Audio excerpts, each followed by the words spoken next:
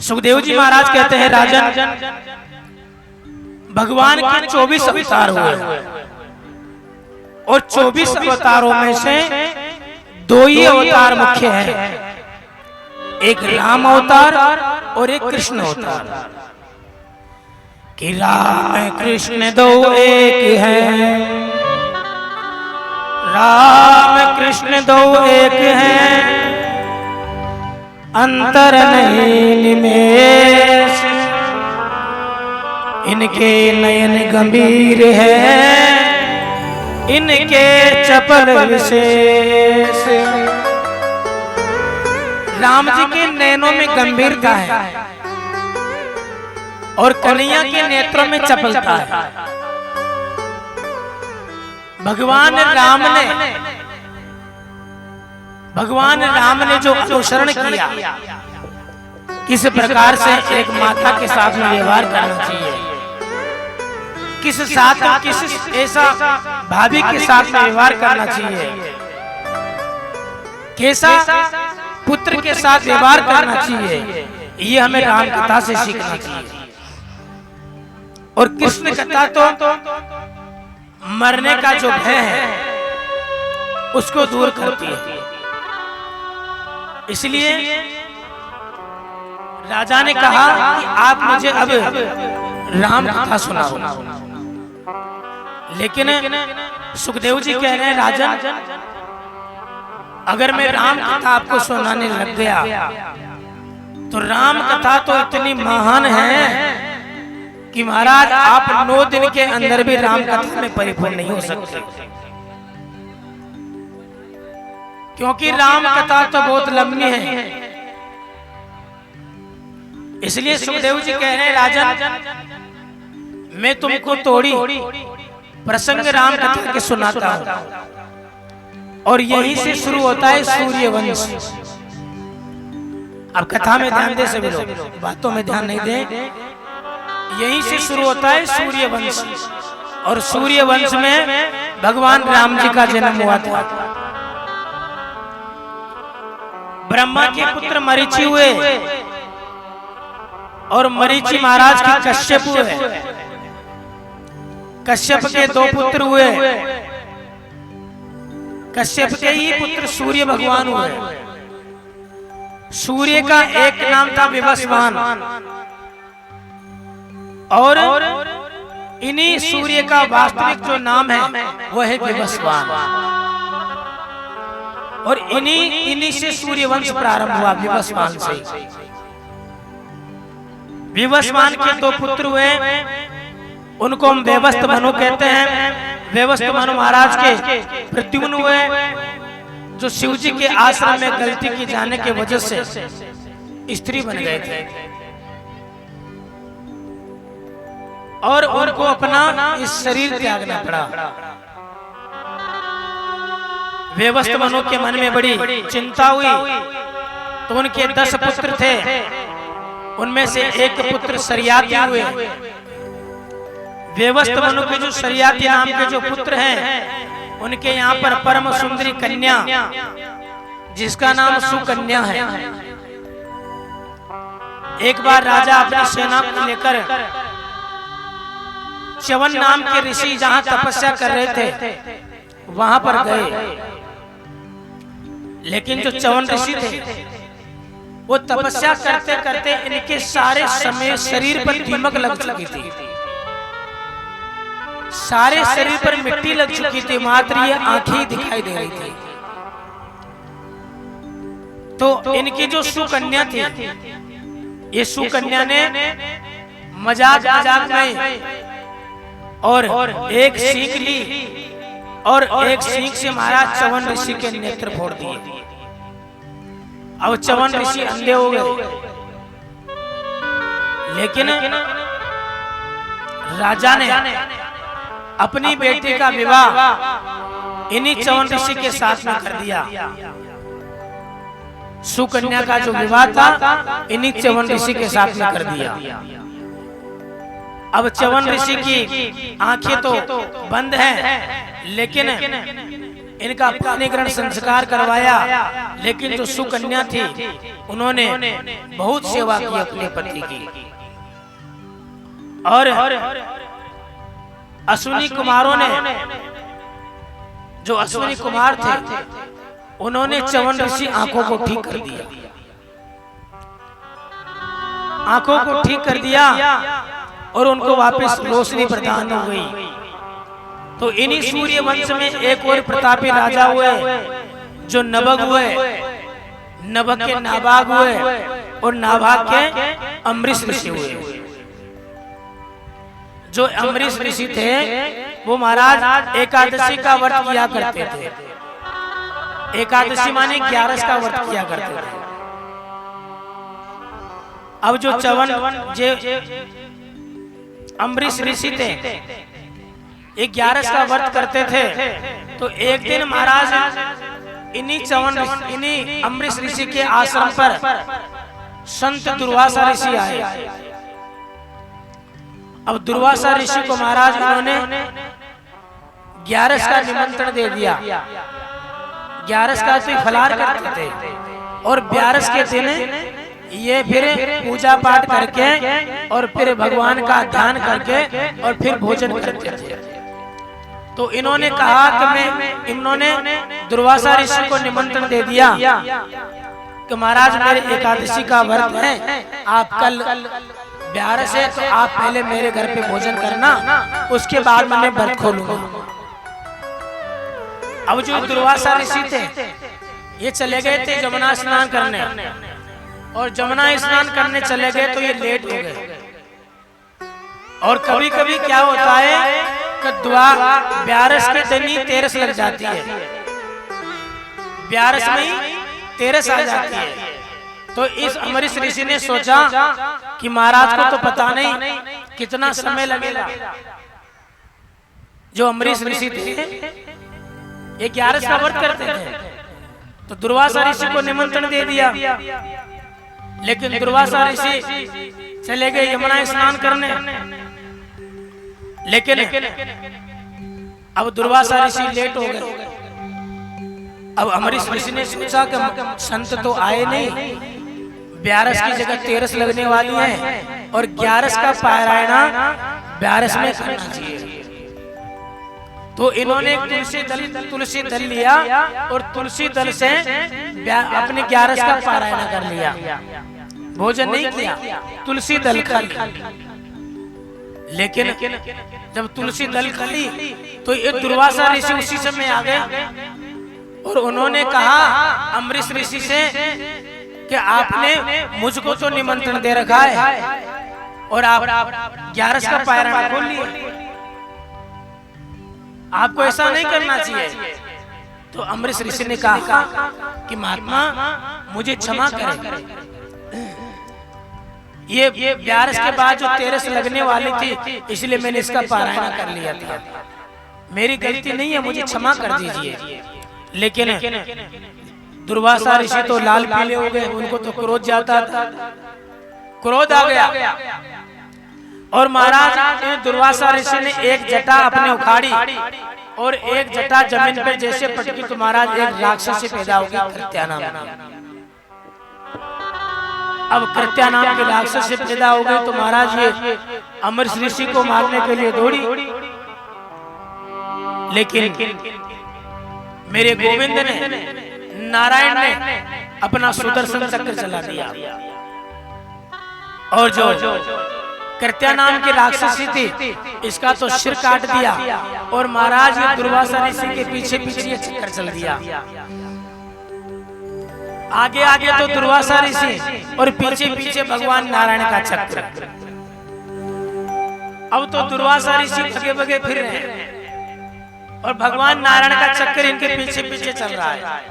अब तो महाराज ब्रह्मा जी के पास में पहुंचे, हे ब्रह्मदेव मुझे बचाओ, नहीं तो नारायण का चक्र मुझे मार डालेगा। तो ब्रह्मा जी ने मना कर दिया, भैया मैं नहीं बचा सकता। तो फिर ये विष्णु भगवान के पास में पहुंचे, लेकिन विष्णु भगवान ने मना कर दिया कि मैं नहीं बचा सकता। तो वापस नारायण के पास में पहुंचे, नारायण भगवान मुझे क्षमा करो, ये आपका चक्र तो मुझे मार डालेगा। तो नारायण ने कहा कि आपने मेरे भक्त का अपमान किया, अगर मेरा भक्त आपको क्षमा कर दे तो ये चक्र आज चक्र से आप पीछा छुड़ा सकते हो, नहीं तो ये चक्र आपको समाप्त कर देगा। अब महाराज दुर्वासा ऋषि तीनों लोकों में घूमते वापिस अम्बरीश ऋषि के पास में आए और अम्बरीश ऋषि के चरणों में गिर पड़े कि हम भक्त पराधीना यसन तत्र इव द्विज साधु विग्रस्त हृदयोर भक्तैर भक्त जना प्रिय। आज जो अम्बरीश ऋषि थे, ये दुर्वासा ऋषि उनके चरणों में गिर पड़े। दुर्वासा ऋषि कह रहे हैं, भक्त हे महात्मा, मुझे इस चक्र से आप ही बचा सकते हैं, नहीं तो इस ब्रह्मांड में मुझे कोई नहीं बचा सकता। तब अम्बरीश ऋषि ने हाथ जोड़कर उस सुदर्शन चक्र से प्रार्थना की कि मैंने संत और भगवान में कोई भेदभाव नहीं किया है, इसलिए हे नारायण ये चक्र समाप्त हो जाए। और महाराज प्रार्थना करने पर वो चक्र समाप्त हो गया और दुर्वासा ऋषि ने क्षमा याचना की और दुर्वासा ऋषि को महाराज पुनः उनको भोजन करवाया, उनको प्रसाद पिलवाया और अंत में फिर दुर्वासा ऋषि को भेज दिया। बोले भक्तवत्सल भगवान की। इन्हीं महाराज सूर्यवंश के प्रतापी राजा एक यूनासु हुए और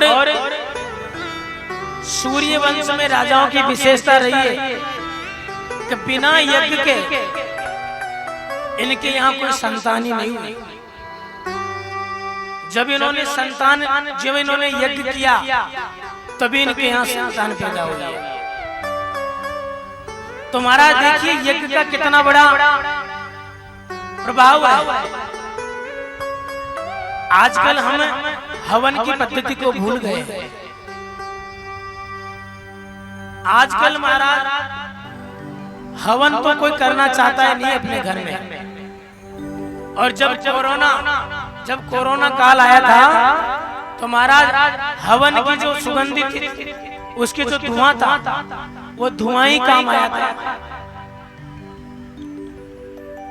क्योंकि बताते हैं कि अगर जो हवन का धुआं अगर हमारे घर में रोज हवन करते हैं तो वो हवन के धुएं से हमारे घर में कोई बीमारी नहीं होती है।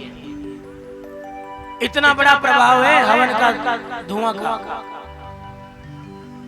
इसलिए सनातन में सबसे बड़ा अगर पुरानी पद्धति है वो हवन की यज्ञ की बताई गई है। इसलिए सभी को चाहिए कि महीने में एक बार तो अपने घर पे हवन जरूर करवाएं। अगर पंडित जी को नहीं बुला सकते हो तो आप खुद ही हवन करो। गऊ के कंडा जलाओ, गऊ के कंडे में देसी घी डालो और उसमें हवन सामग्री डालो। जब वो हवन का धुआं आपके घर में घूमेगा तो महाराज जो नकारात्मक ऊर्जा होती है, जो उसको कहते हैं आदि व्याधि ऊपरली हवा, वो आपके घर में प्रवेश नहीं कर सकती। इसलिए महीने में एक बार हमको घर में हवन जरूर चाहिए। तो महाराज जो यूनासु थे इन्होंने यज्ञ किया और यज्ञ का जो जल था उनको अभिमंत्रित किया और जो यज्ञ का जो जल था वो गलती से महाराज रात में उनको प्यास लगी। तो महाराज रात्रि में प्यास लगी तो ये यूनासु महाराज उस जल को पी गए, जबकि उनकी पत्नी को पीना चाहिए था लेकिन वो खुद ही पी गए। और उस जल के प्रभाव से महाराज उनके ही संतान हो गई। तब महाराज वशिष्ठ देव ने ध्यान लगाकर देखा कि महाराज सब गड़बड़ हो गया है, कि महाराज अब तो आपके ही पुत्र होगा। अब महाराज सारी चिंता हो गई, पेट को चीर करके उस पुत्र को बाहर निकाला, लेकिन पुत्र तो बाहर निकल गया, लेकिन अब ये दूध पान किसका करें। तब इंद्र स्वर्ग से आए और इंद्र ने अपनी अंगुली उस बच्चे के मुंह में दी, तब उसने दूध पान किया और उस बच्चे का नाम हो गया मानधाता। मानधाता के पुत्र मुचकुंद हुए, जो बड़े तपस्वी थे, जिनको भगवान श्री कृष्ण ने मुक्ति दिलाई थी। मुचकुंद जी महाराज, जिनकी गुफा धौलपुर में बनी हुई है, धौलपुर राजस्थान। आज भी वहां मुचकुंद की गुफा बनी हुई है, हम दर्शन करके आए। तो महाराज इन्हीं मानदाता के वंश में आगे चलकर त्रिवंदन हुए, त्रिशंकु हुए, और इन्हीं के वंश में आगे चलकर राजा हरिश्चंद्र हुए, जो हरिश्चंद्र सत्य का पालन करने के लिए अपना सर्वस्व बलिदान कर दिया, सत्य बोलने के लिए। इनके वंश में एक राजा हुए बाहु, जो बड़ी रानी के यज्ञ द्वारा अभिमंत्रित उस खीर को खा लिए, और इनके यहाँ पर बड़ी रानी को इन्होंने जहर खिला दिया और गर्भ में ही उस बालक का विनाश हो गया। तब गुरुदेव वशिष्ठ के द्वारा मंत्र शक्ति से उस बालक को मरने नहीं दिया, तब वो जन्म लिया तो वो जहर था, वो सिर पर रखा हुआ बाहर आ गया। इस प्रकार से महाराज इसका नाम सगर पड़ा, और सगर के दो पत्नियां थी, एक का नाम सुमति, दूसरी का नाम केकई। सुमति के असमंजस हुए, सुमति के ने एक मांस को पिंड दिया, जिन्होंने क्रोध में आकर 60,000 टुकड़े कर दिए उस मांस के पिंड के, और इन्हीं मांस के पिंड को मंत्र शक्ति से जो 60,000 टुकड़े थे, वो 60,000 टुकड़े बालक बन गए, पुत्र बन गए। सगर महाराज ने अश्वमेध यज्ञ किया, तब यज्ञ का घोड़ा इंद्र चुरा कर ले गए।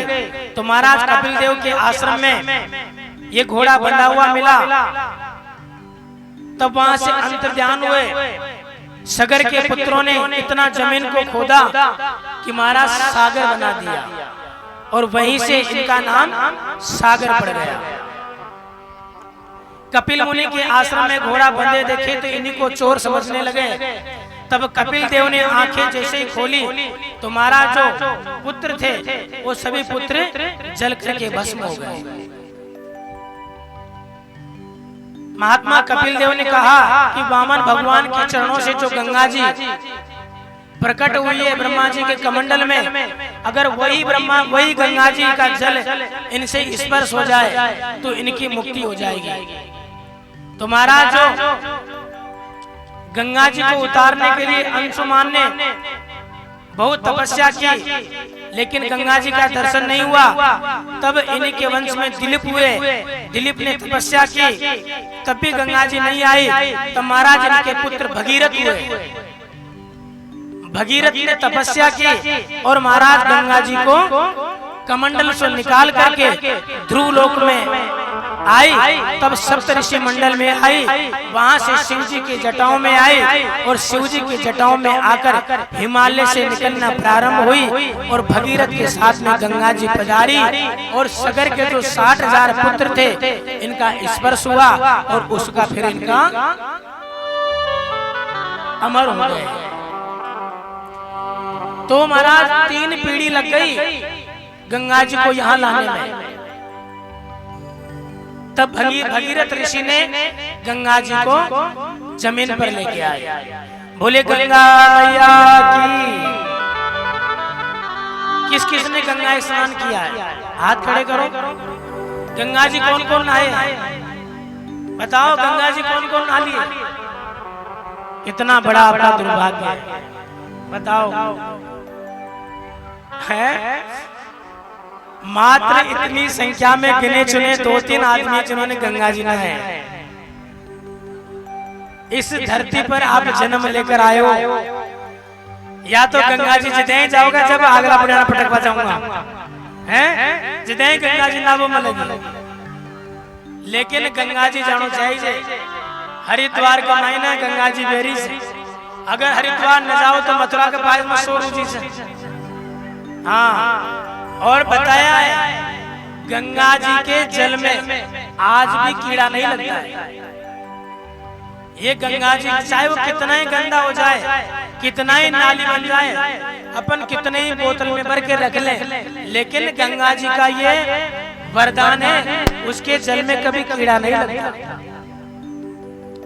इसलिए हमको गंगा स्नान तो जरूर करना चाहिए।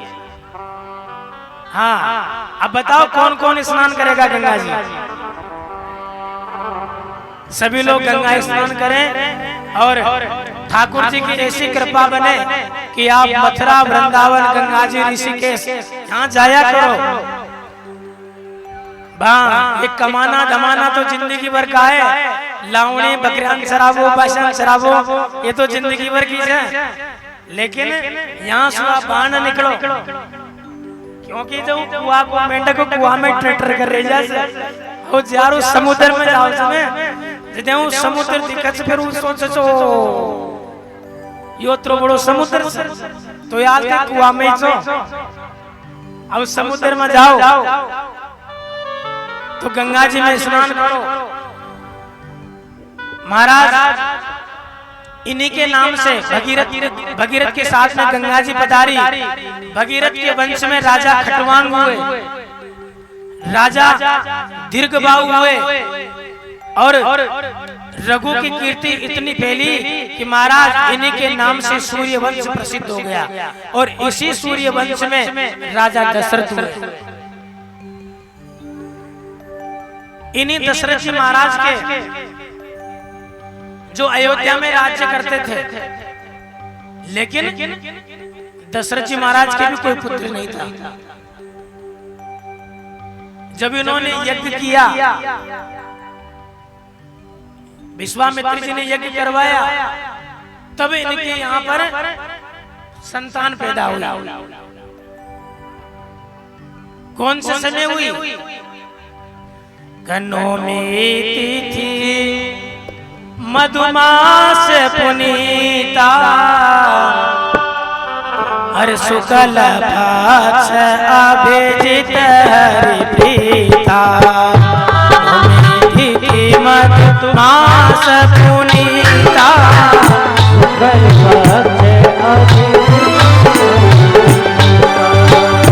मंगल भवन मंगल हारी।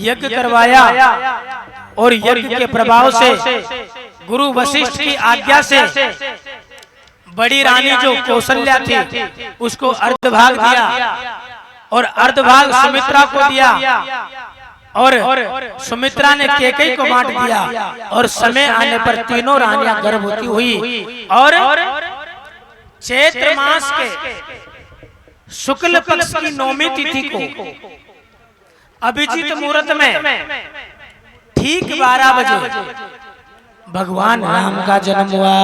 बोले रामचंद्र भगवान की। तो भगवान राम जी की स्तुति करेंगे क्योंकि हनुमान जी के द्वार पर बैठे हुए हैं और हनुमान जी के गुरु भी राम जी है, तो हम भी राम जी की सभी लोग स्तुति कहें। अरे भाई प्रकट कृपाला दीन दयाला कौशल्या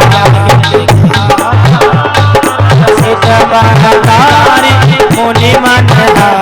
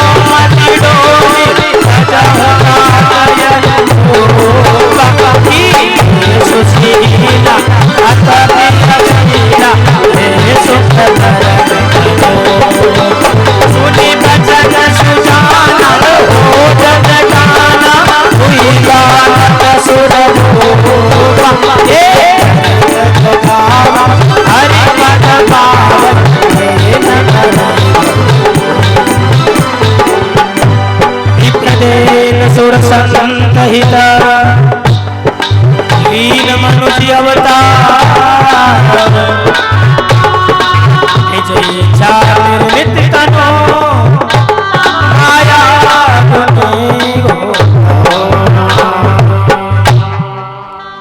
देवता स्तुति करने लगे। तो महाराज कौशल्या बोली कि तुम पुत्र बन के आए हो क्या पिता बन के आए हो? ये 4 हाथ में शंख चक्र गदा, ऐसा पुत्र बन के आता है? इन सबको हटाओ और 2 हाथ रखो। अच्छा मैया, तो आज राम जी ने अपना 2 हाथ हटा दिए, शंख चक्र गदा हटा दिए और छोटे से बोने बन गए।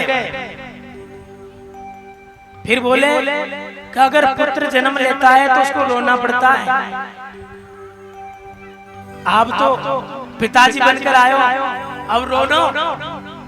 मैया कह रही है, कौशल्या मैया कह रही है राम जी से कि माता पुण्य बोले सोमति डोले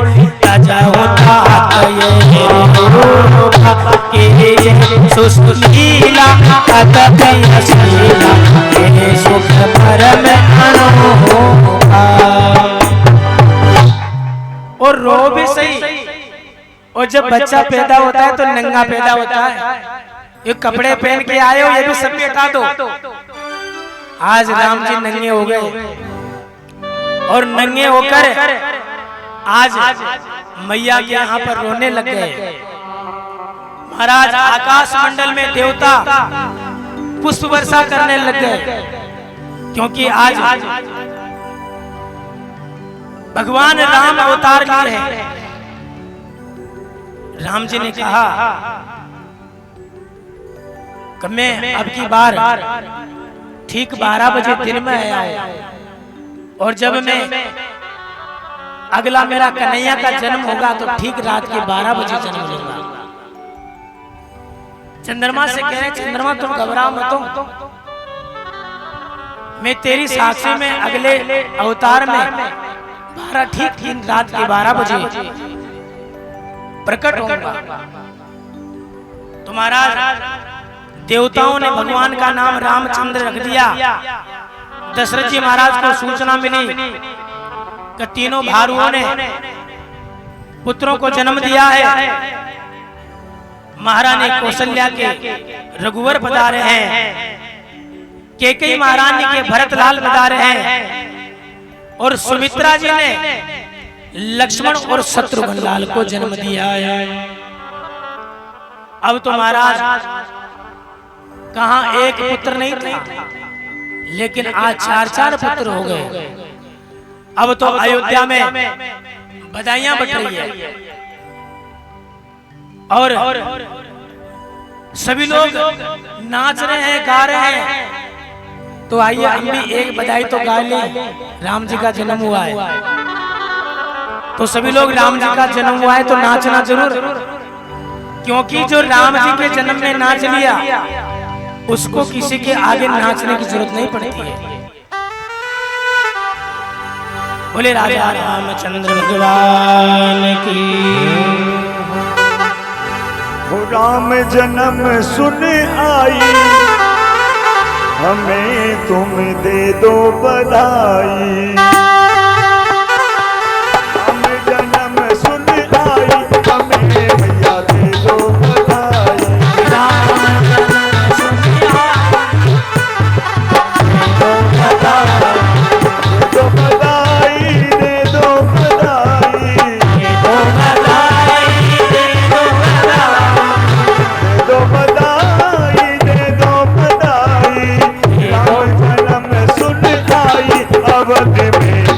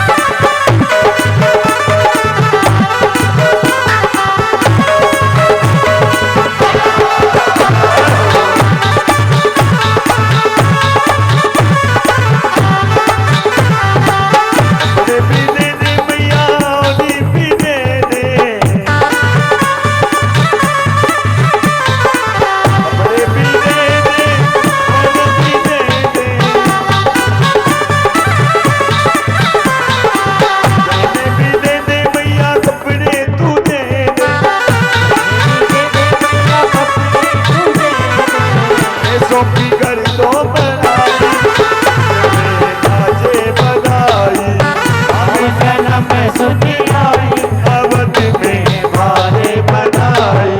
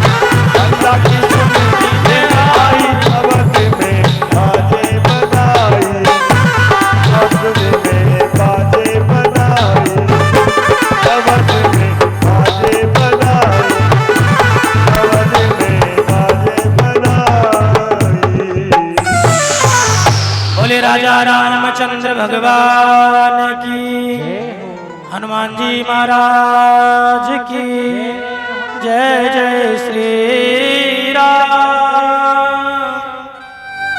आज चारों बच्चों के जन्म हुए। वशिष्ठ जी महाराज ने सुंदर नामकरण किया। जो आनंद सिंधु सुख राशि, चेतन अमल सहज सुख राशि, जो सुख धाम राम असनामा, अखिल लोकदायक विश्रामा। विश्व भरण पोषण कर जोई, और ताकर नाम भरत ऐसे होई। जाके सुमिरन तेरी पुनासा, और नाम शत्रुघ्न वेद प्रकाशा। जो आनंद सिंधु सुख राशि, जो आनंद के सागर हैं, ऐसे राम जी हुए। जो सुख धाम राम से रामा, ऐसे भगवान राम जी और लक्ष्मण भरत विश्व भरण पोषण कर जोए, जो सबका पालन पोषण करते हैं। ऐसे भरत जी महाराज और जाके सुमिरन ते रिपुनासा, नाम शत्रुघ्न भेद प्रकाशा। जिनका नाम लेने से सभी शत्रुओं का मरण हो जाता है, उनका नाम रखा शत्रुघ्न जी महाराज। बताया कि महाराज राम 3 हुए। कथा में ध्यान दे, राम एक नहीं हुए, राम 3 हुए थे। कौन कौन से राम? एक राम दशरथ के जाए, दशरथ नंदन कौशल किशोर श्री राम। दूसरे राम परशुराम जी, और तीसरे राम बताएं कौन? तीसरे राम कौन हुए? बलराम जी। ये 3 राम हुए। लक्ष्मण धाम सुराम प्रिया, सकल जगत आधार। और गुरु वशिष्ठ तेरा कियो, लक्ष्मी नाम आधार। जो लक्ष्मण का धाम है वो भगवान राम के प्रिय है। ऐसे सुंदर लक्ष्मण जी महाराज जब चारों भाइयों का जन्म हुआ तो आज भोलेनाथ इनके दर्शन करने के लिए आए। अयोध्या की गलियों में भोलेनाथ नाच रहे हैं और भोलेनाथ के दर्शन के लिए कह रहे हैं कि विश्वामित्रार्धेन मारीचाध्य निशाचरा पश्यतो लक्ष्मणस्यैव हतानिरेतपुंगवा। भोलेनाथ ने दर्शन किया, थोड़े बड़े हुए तो विश्वामित्र आगे लेने के लिए विश्वामित्र दशरथ जी से प्रार्थना किए कि आपके पुत्रों को तो मुझे सौंप दीजिए, मेरे साथ में भेज दीजिए। लेकिन दशरथ जी ने एक बार मना कर दिया था, लेकिन बार बार आग्रह करने पर गुरु वशिष्ठ के आदेश का पालन किया और महाराज इन राम लक्ष्मण को भेज दिया। बीच मार्ग में ताड़का का उद्धार किया। देखिए भागवत में राम कथा नहीं है, लेकिन हम हनुमान जी महाराज के द्वार पर बैठे हुए हैं तो थोड़े थोड़े प्रसंगों को छूकर निकले। तो महाराज विश्वामित्र लेके जा रहे हैं तो बीच में ताड़का का उद्धार किया। बीच में मारीच और सुबाहु जो निशाचर थे उनका भी उद्धार किया। आगे महाराज 7 योजन सा गागर पारा समुद्र पार किया तो महाराज बीच में अहिल्या का उद्धार किया। विश्वामित्र जी महाराज जनकपुरी में पहुंचे। अब जैसे ही जनकपुरी में पहुंचे तो बड़ा सुंदर दृश्य है। भाई भगवान का विवाह भी करवा देते हैं। जनकपुरी में महाराज जनक जी के यहाँ शिव धनुष का मेला लगा हुआ है और जो शिव धनुष है ये महाराज दधीची मुनि की हड्डियों से बना है। अनेक प्रकार के राजा आए हुए हैं, लेकिन इस धनुष को तोड़ना तो दूर, महाराज को इस धनुष को हिला भी नहीं पा रहा है। महाराज जब किसी ने किसी की बस की बात नहीं रही तो राम जी ने इस धनुष को देखते ही देखते खेल ही खेल में उस धनुष को तोड़ दिया। अब धनुष को तोड़ते ही जनक जी के नेत्र सजल हो गए कि आज मेरा सौभाग्य है कि भगवान राम मेरे दामाद बनके मेरे द्वार पर आया। और महाराज उन्होंने अपनी जनक नंदिनी सीता उसका जयमाला के लिए राम जी और सीता जी खड़ी हुई, लेकिन राम जी तो लंबे हैं और सीता जी छोटी है। अब वो माला लेकर खड़ी है, लेकिन डाले कैसे? राम जी तन के खड़े हो गए। आज भी खड़े होते हैं स्टेज पे, तन के खड़े हो जाते हैं। तो आज सीता जी सोच रही है कि प्रभु झुक जाओ, लेकिन झुक नहीं रहे। तो प्रार्थना कर रहे हैं, अरे झुक जाइयो तनक रघुबीर, लली मेरी छोटी सी। झुक जाइयो तनक रघुबीर, सभी लोग भगवान राम के विवाह का आनंद लें। छोटी सी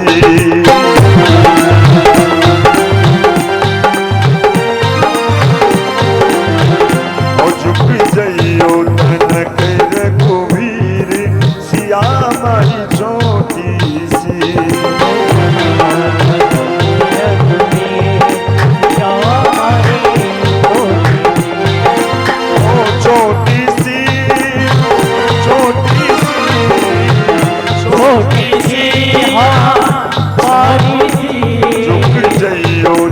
हरि बोल।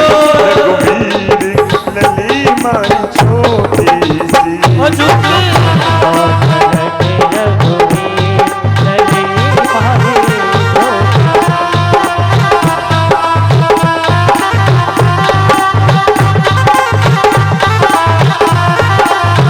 तुम हो बड़े बलवीर, तुम तो बड़े बलवीर, सिया मारी छोटी सी,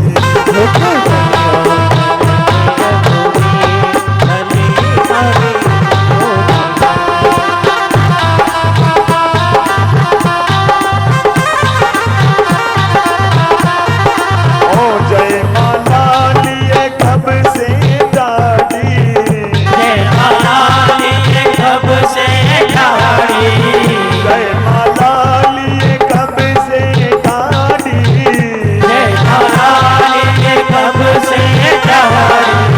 रोकन लाग्यो रे शरीर, हरि बोल। सिया मारी छोटी सी,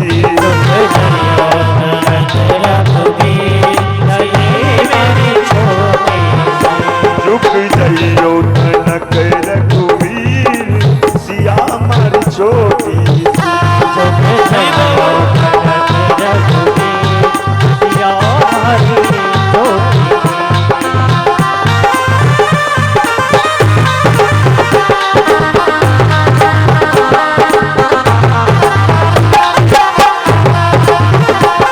ओ तुम तो हो राम अयोध्या के राजा,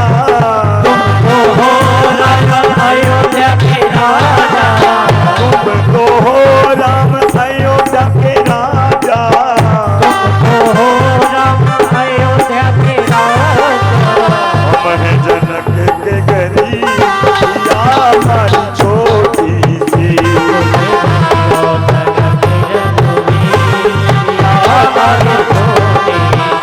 झुक जइयो तनक रघुवीर, सिया मारी छोटी सी। बोले राजा रामचंद्र भगवान की।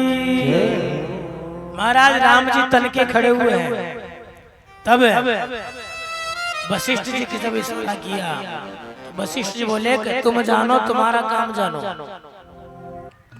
लेकिन जब लक्ष्मण जी ने देखा कि भैया कब से खड़े हुए हैं और भाभी माला लेके खड़ी है, तो लक्ष्मण जी अपने आसन से उठे और राम जी के चरणों में गिर पड़े।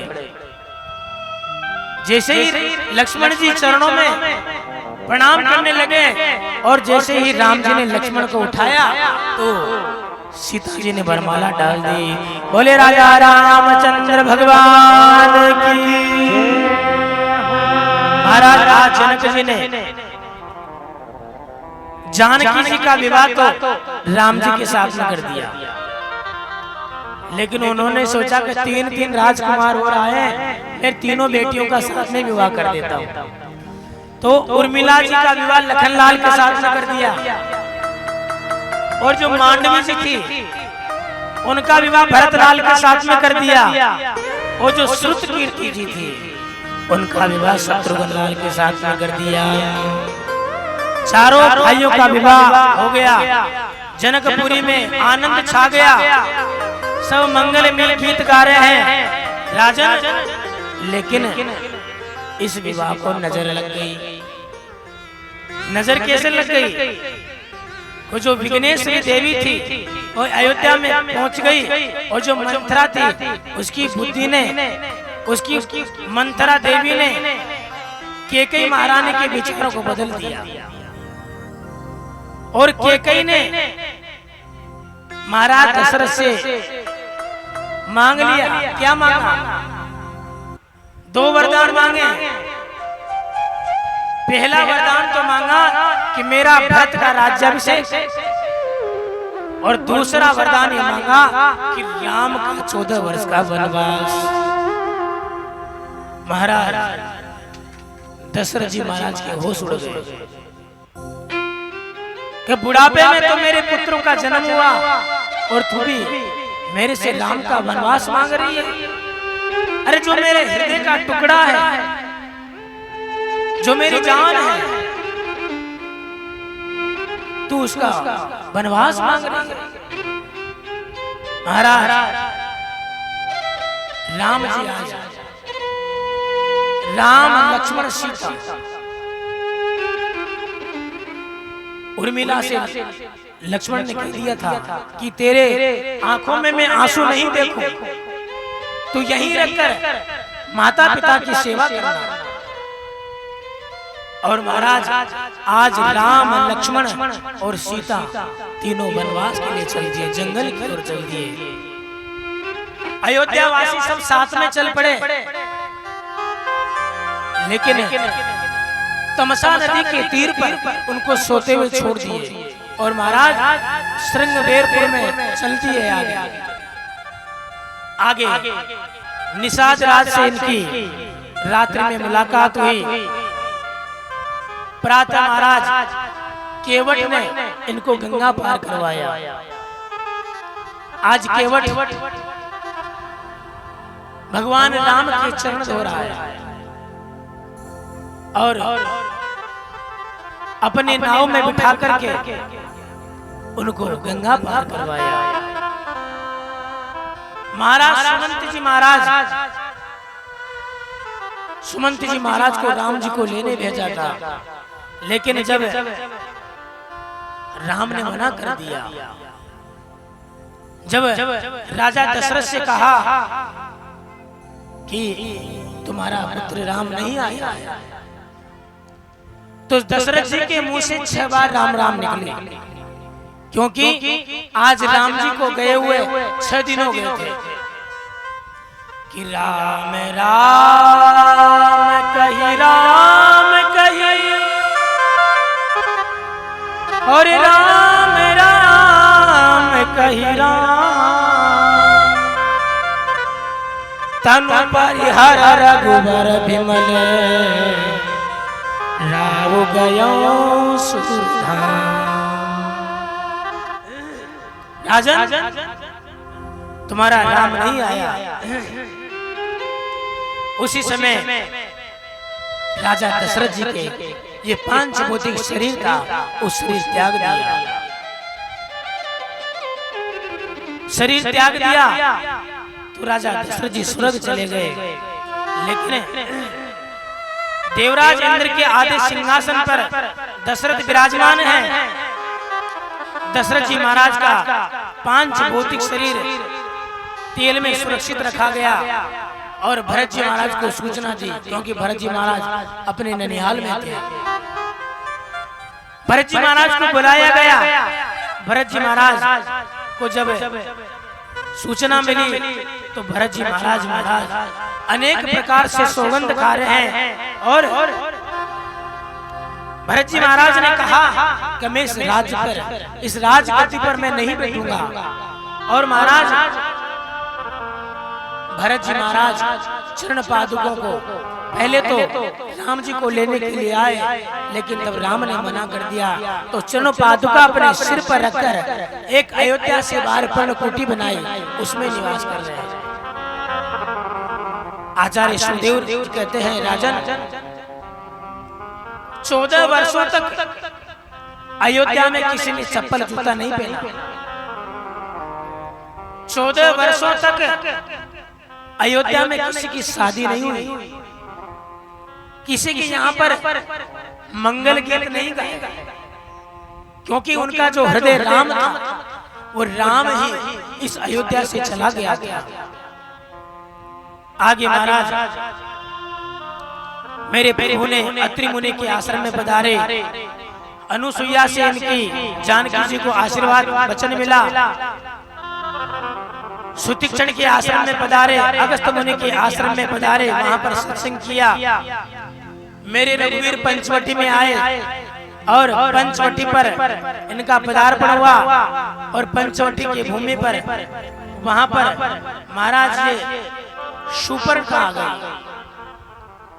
शूर्पणखा कहने लगी, ये रावण की 2 माता हैं। बड़ी माता की जो पुत्र हैं कुबेर जी, जो कैलाश पर निवास करते हैं, वहां पर सुंदर बगीचा है और रावण की जो दूसरी माता जी है, इसके 3 पुत्र हुए, एक पुत्री हुई। रावण, कुंभकर्ण और शूर्पणखा और विभीषण।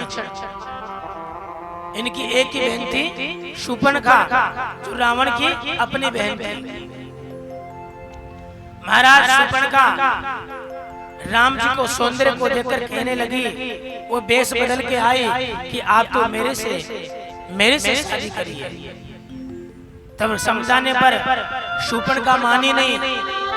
तब राम जी ने लक्ष्मण की ओर इशारा कर दिया, लेकिन लक्ष्मण जी जाने जब ज्यादा पीछे पड़ने लगी तो महाराज इनके नाक और कान काट दिए। नाक कान काट दिए शूर्पणखा के। तभी शूर्पणखा रोती हुई चिल्लाती हुई रावण के पास में गई तो रावण ने पूछा कि बहन, ये दुर्दशा तुम्हारी किसने की? तब खरदूषण आदि आए और भयंकर युद्ध हुआ। भगवान ने सबको हराया। रावण ने मारीच से कहा, जो सुवर्ण का मर्ग बनकर आया था, वो माता जानकी का रावण ने हरण कर लिया।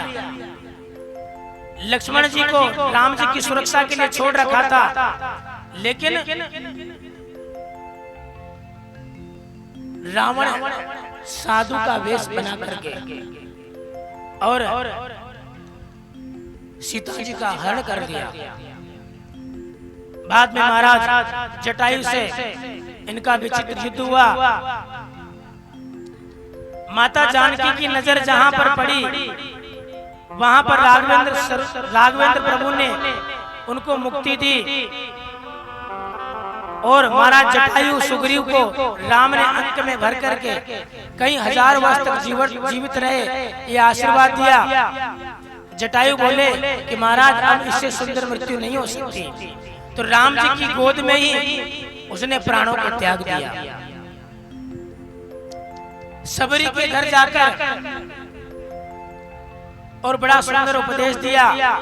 ये सबरी मतंग ऋषि की शिष्या थी, जो सुबह रोज झाड़ू लगाकर भगवान राम का इंतजार किया करती थी कि आज मेरे राम आएंगे, आज मेरे राम आएंगे। लेकिन भगवान समय आने पर राम ने सबरी को दर्शन दिया। ओ राम आएंगे आएंगे राम आएंगे, ओ मेरी झोपड़ी के बाग आज खुल जाएंगे, राम आएंगे। आप भी प्रार्थना करो तो भगवान राम हमारे पर आए। मेरी झोपड़ी के बाग आज खुल जाएंगे, राम आएंगे।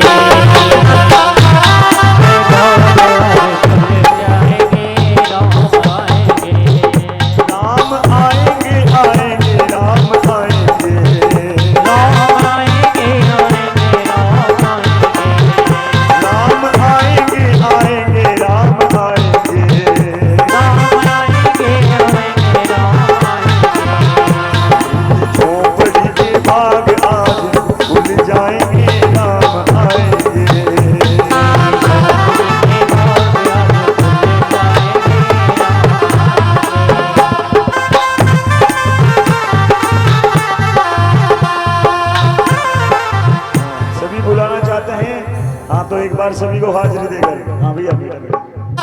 ओ राम आएंगे आएंगे राम आएंगे, राम आएंगे आएंगे राम आएंगे।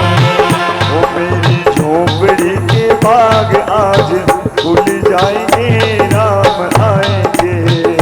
मेरी झोपड़ी के बाग आज खुल जाएंगे, राम आएंगे।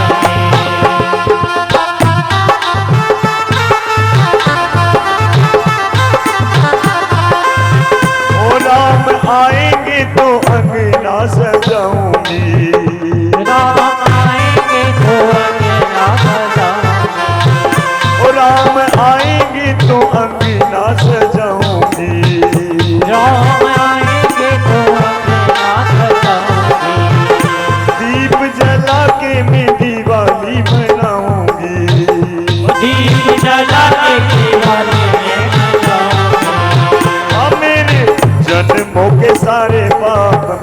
जाएंगे राम आएंगे। तेरे चरणों में सारे पाप मिट जाएंगे,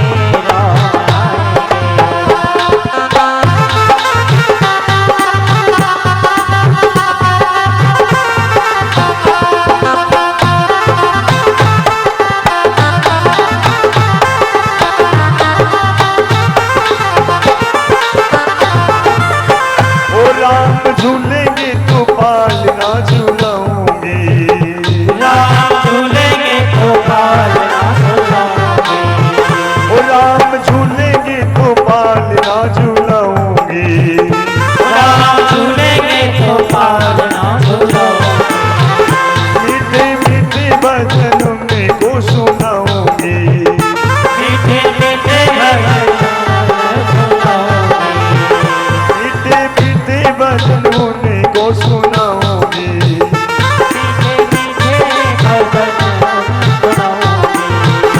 मेरी जिंदगी के सारे दुख मिट जाएंगे, राम आएंगे। मेरी जिंदगी के भाग्य आज खुल जाएंगे, राम आएंगे।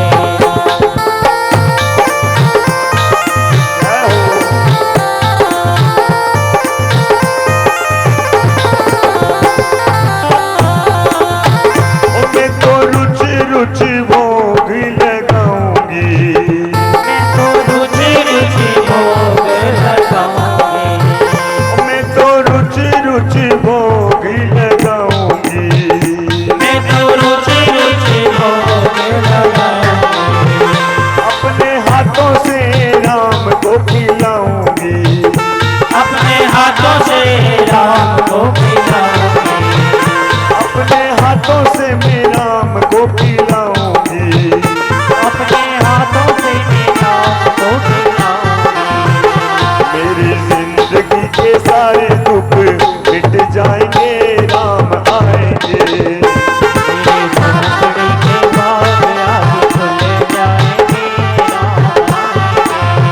ओ राम आएंगे आएंगे राम आएंगे, राम आएंगे आएंगे राम आएंगे, हाँ मेरी झोपड़ी के बाग आज खुल जाएंगे, राम आएंगे, राम आएंगे, राम आएंगे, राम आएंगे। बोले राजा रामचंद्र भगवान की। तो महाराज सबरी के घर जाकर रघुवर ने सुंदर उपदेश दिया। सुग्रीव के साथ हनुमत लाल ने राम जी की मैत्री करवाई और बाली जो आतताई था उसका उद्धार किया।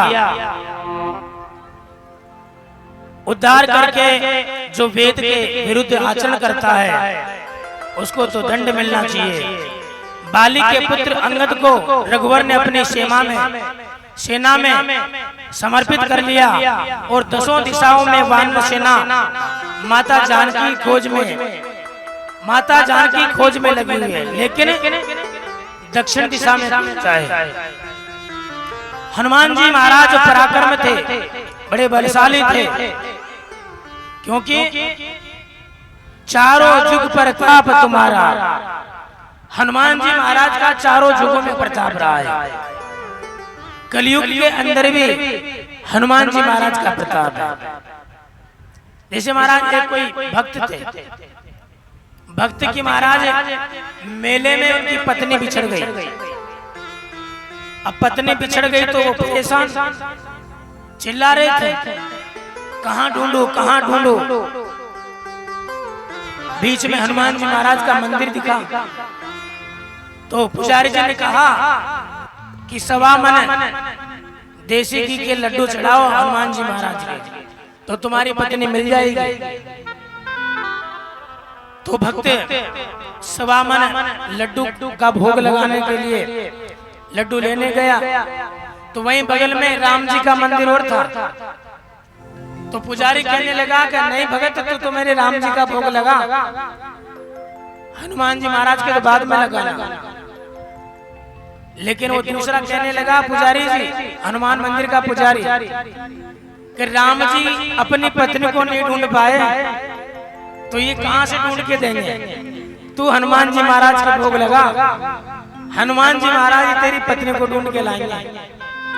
महाराज के समझ में आ गई और वो हनुमान जी महाराज के 1.25 मन देसी घी का लड्डू का भोग लगाया और परिक्रमा कर रहा था। तो उसी परिक्रमा में महाराज उसकी पत्नी मिल गई। बोले हनुमान जी महाराज की।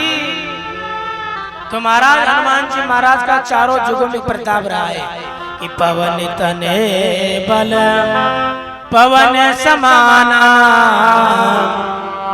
बुद्धि विवेक विज्ञान निधान।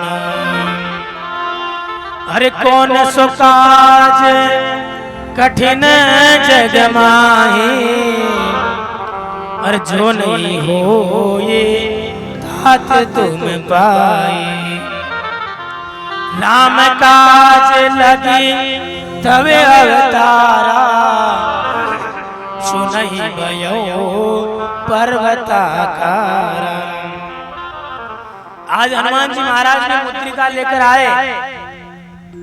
हनुमान जी महाराज लंका में पधारे, माता जानकी जी के दर्शन हुए और उनको मुद्रिका भेंट की और राम जी की महिमा सुनाने लगे।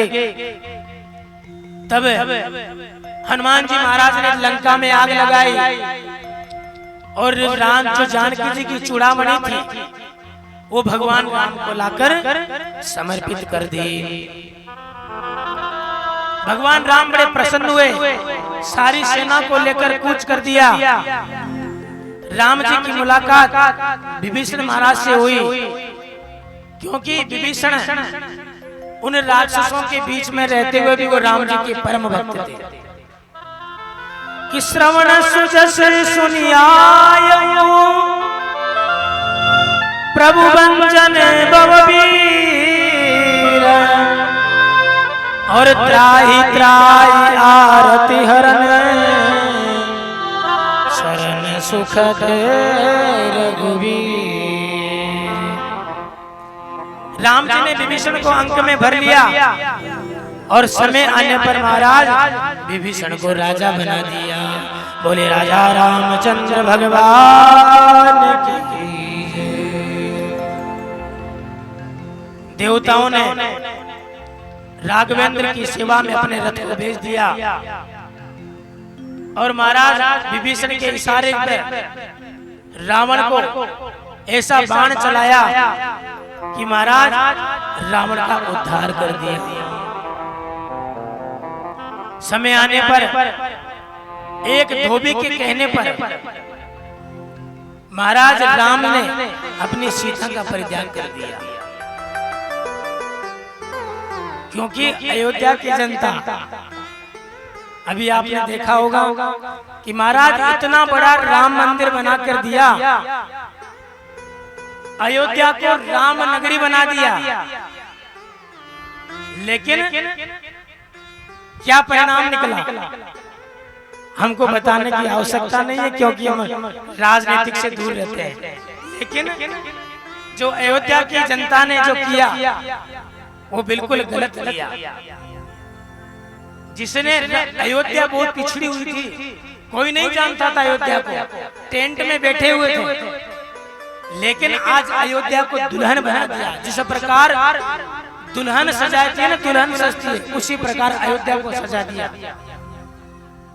लेकिन अयोध्या की जनता ने जो किया वो बहुत बुरा किया। बोले राजा रामचंद्र भगवान की। आचार्य सुखदेव कहते हैं, परीक्षित राम कथा भागवत में ज्यादा नहीं है, एक श्लोक में राम कथा है। समय आने पर कभी हमारा तुम्हारा दोबारा मिलन होगा तो 9 दिन की राम कथा में आप लोगों को सुनाएंगे। बोले राजा रामचंद्र भगवान की। एक छोटा सा भगवान राम जी का नाम लेकर फिर कन्हैया को तो लेके आना है। कन्हैया भी बेचारे बैठे हुए हैं, कब पहुंचे, तो 2 मिनट भगवान राम जी का नाम ले और राम जी को प्रणाम करें, हनुमान जी को प्रणाम करें।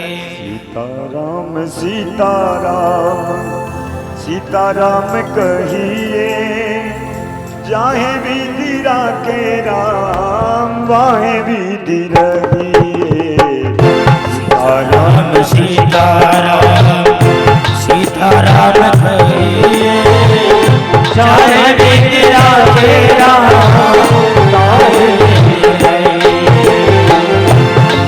राम सीताराम सीताराम सीताराम सीताराम कहिए चाहे विधि राखे राम वाहे विधि रहिए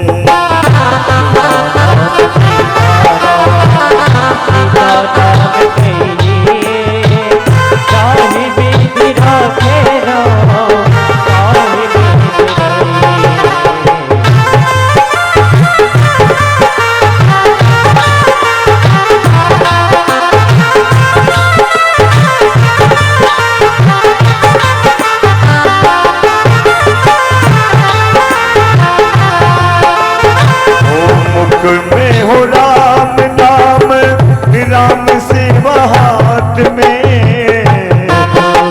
हो राम नाम मुख में हो राम नाम राम सेवा हाथ में हो राम नाम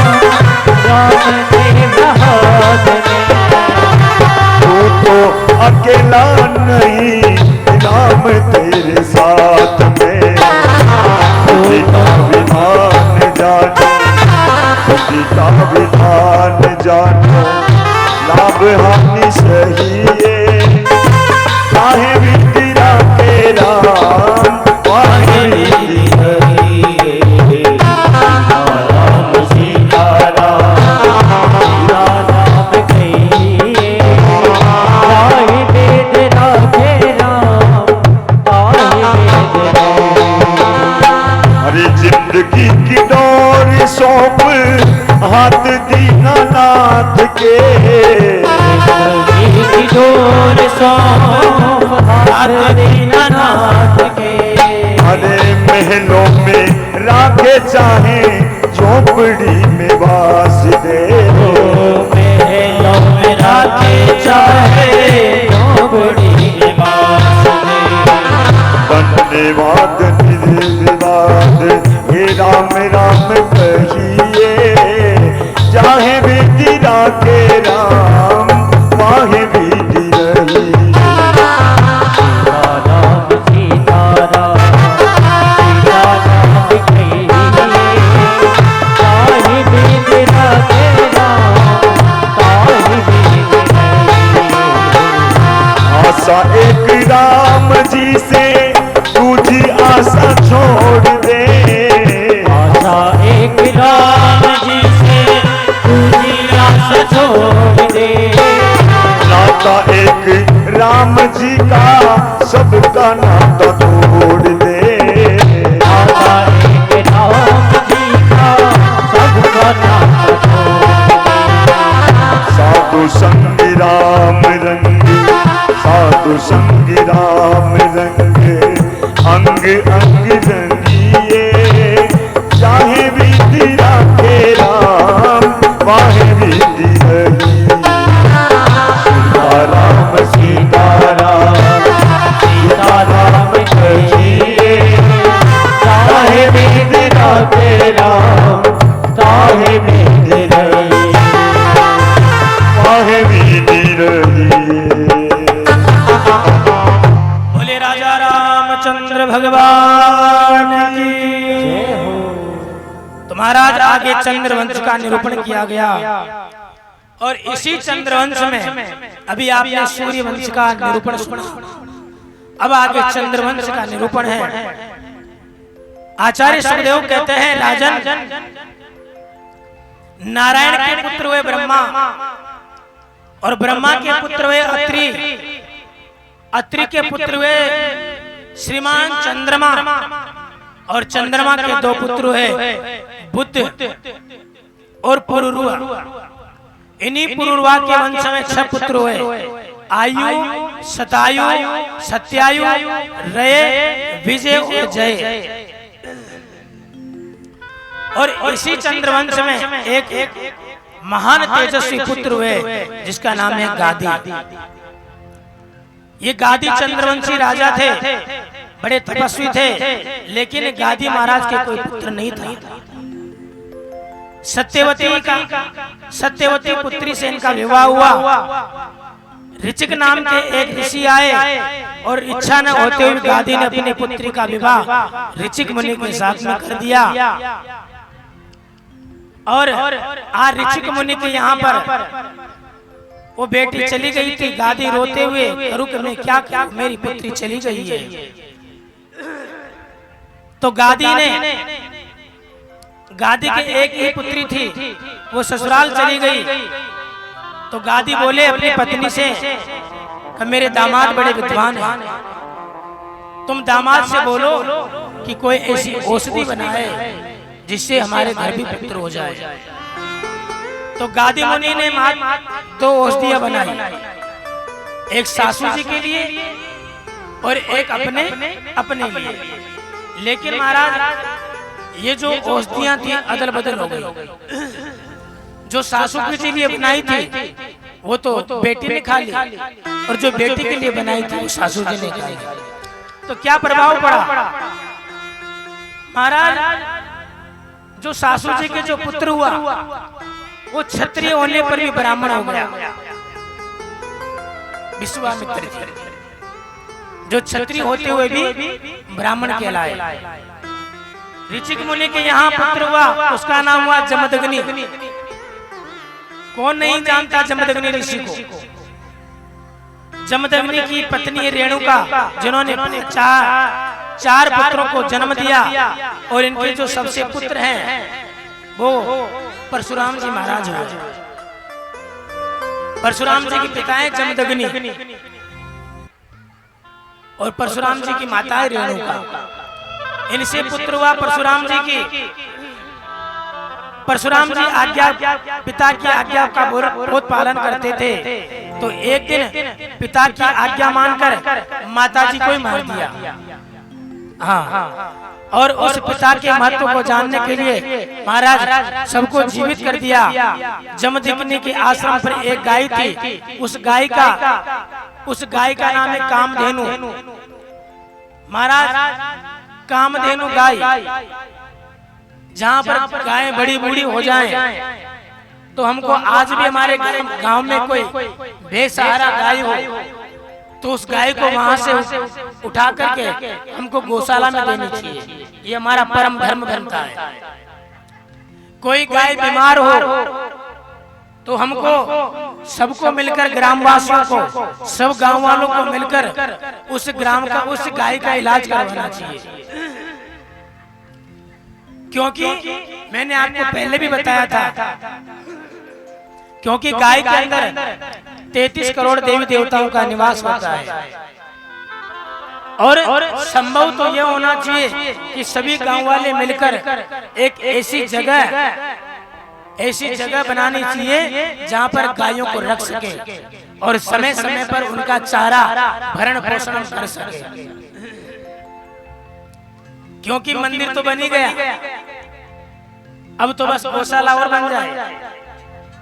जो चारा था वो तो मंदिर में लग गया, लेकिन जो अब चारा दे वो गायों के नाम पे जरूर दे।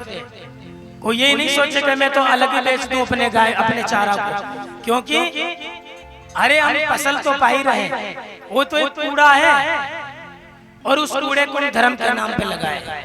सबसे बहुत बड़ी बात तो आप लोगों की, आपके गांव वालों ने धन्यवाद के पात्र हैं जो एकजुट मिल करके उस चारे को आपने मंदिर में दिया। ऐसे हर कोई नहीं करता। गांव में भी 3-4 फाड़ हो जाती है, वो अलग जा रहा है, ये अलग जा रहा है, लेकिन आप लोगों ने सहमति से इस इतने बड़े मंदिर का निर्माण कर दिया। हनुमान जी की कृपा आप लोगों पर हमेशा बरसती रहे और दुगना आप लोगों को खेती में मिले, यही कामना है। बोले हनुमान जी महाराज की। आगे महाराज सहस्त्रार्जुन मारा गया।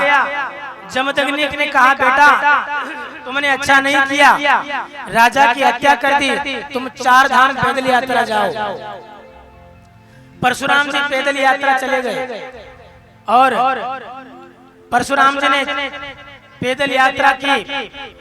तब परशुराम जी की माता छाती पीट पीट कर रोने लगी। परशुराम जी ने भुजा उठाकर प्रतिज्ञा कर ली कि जिस राजा ने मेरे माता पिता का वध किया है मैं उसको 21 बार क्षत्रिय से विहीन कर दूंगा।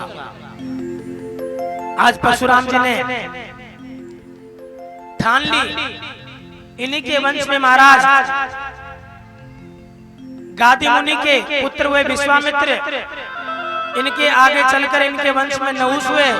नहुष के 6 पुत्र हुए, यति, ययाति, संयाति, आयाति, वियाति और कृति। ये 6 पुत्र हुए। आपकी समझ में नहीं आ रहा होगा, लेकिन कथा में हम कथा को किसी को नहीं छोड़ेंगे, सब कथाओं को आपको बताते हुए चलेंगे, क्योंकि ये इनकी परंपरा सृष्टि वर्णन है। जैसे हम हुए, हमारे पुत्र हुए, फिर पोता हुए, फिर उनके पोता के पोता हुए, इसी प्रकार इनका वंश चला रहा है। तो इनके फिर 6 पुत्र हुए, यति, ययाति, संयाति, आयाति, वियाति और कृति। इनके आगे ययाति नाम के जो दूसरे पुत्र हैं, इनके ययाति का विवाह देवयानी से हुआ, जो शुक्राचार्य की पुत्री है देवयानी। और इन्हीं देवयानी के महाराज इन्हीं के वंश को हम यदुवंश कहते हैं, जो यादव वंश कहलाए। देखो यादव का नाम आते फूट गया गुब्बारा। और इन्हीं यादवों के वंश में भगवान बालकृष्ण का जन्म होगा। महाराज सुखदेव जी कहते हैं कि आगे देवयानी के 2 पुत्र हुए, यदु और तुर्वस, जो दासी पुत्र अहु, अनु और पुरु। इन्हीं के वंश में महाराज ये याति हुए और इन्हीं के याति के वंश में महाराज रंती देव हुए। रंती देव के राज्य में एक बार अकाल पड़ गया था। अकाल पड़ रहा था तो रंती देव ने महाराज अपना राजपाट खोल दिया। लेकिन भगवान की कृपा से राजपाट सब समाप्त हो गया। तब प्रभु इनकी परीक्षा लेने के लिए आए। जब इनके राजपाट में मात्र 250 ग्राम चावल बचे थे, तब महाराज आज रंती देव के राज्य में वो 250 ग्राम चावल बचे थे। तो इनकी पत्नी ने कहा, महाराज आज तो मात्र पाव भर चावल बचे। तो रंती देव ने कहा कोई बात नहीं है, आज चावलों से काम चलाएंगे। लेकिन जैसे चावल बनाए, महाराज इनकी परीक्षा बनने के लिए कुत्ता बनकर आ गए और द्वार पर आकर मांगने लगे कि मेरे कुत्ते भूखे हैं। एक भिखारी आया तो महाराज जो 250 ग्राम चावल बचे थे वो भी उन कुत्तों को खिला दिया। इस प्रकार से महाराज सब कुछ लुटा दिया। अंत में भगवान की कृपा हुई और बारिश हुई। इन्हीं के वंश में महाराज ययाति, संयाति, इनके जो पुत्र यदु हैं, यदु वंश के देवमीड़ हुए। देवमीड़ की 2 पत्नियां थी। एक पुत्र का नाम अर्जन्य और दूसरे का नाम पर्जन्य, और इनकी दूसरी पुत्र का नाम हुआ सूरसेन। अर्जन्य पर्जन्य के 9 पुत्र हुए, जिन्हें में नवनंद कहते हैं, जिन्हें नंद बाबा कहते हैं, जो गोकुल में रहते हैं। सूरसेन के पुत्र हुए वसुदेव जी महाराज। और इन्हीं वसुदेव जी की 7 पत्नी है, गौरवी, रोहिणी, भद्रा, मदिरा, रोचना, इला, प्रमुखी, प्रमुखा। और इन्हीं साल के 7 पत्नी है। सबसे छोटी जो देवकी है, इसकी जो दूसरे नंबर की जो पत्नी है रोहिणी, इनके पुत्र जल्दी न हुए। देवकी के 6 पुत्र हुए और रोहिणी के पहला पुत्र हुआ बलराम। लेकिन छोटी महारानी देवकी के जो पुत्र थे, उनमें सबसे बड़ा कीर्तिमान हुआ।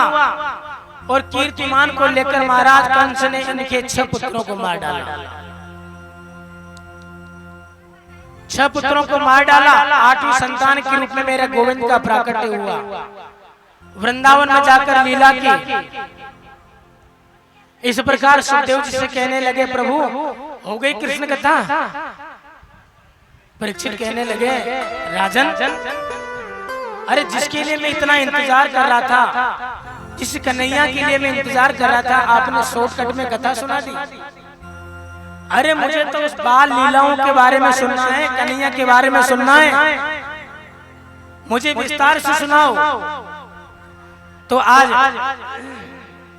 सुखदेव जी महाराज कहते हैं, राजन मैंने श्रोता तो बहुत देखे, लेकिन तेरा जैसा श्रोता मैं नहीं देखा, जो एक आसन पर बैठकर गोविंद की कथा सुन रहा है, जिसको न तो भूख लगती है न प्यास लगती है। आचार्य सुखदेव कहते हैं कि महाराज जब जब इस धर्म पर, इस धरती पर धर्म की हानि होती है, कि जब जब हो धर्म की हानि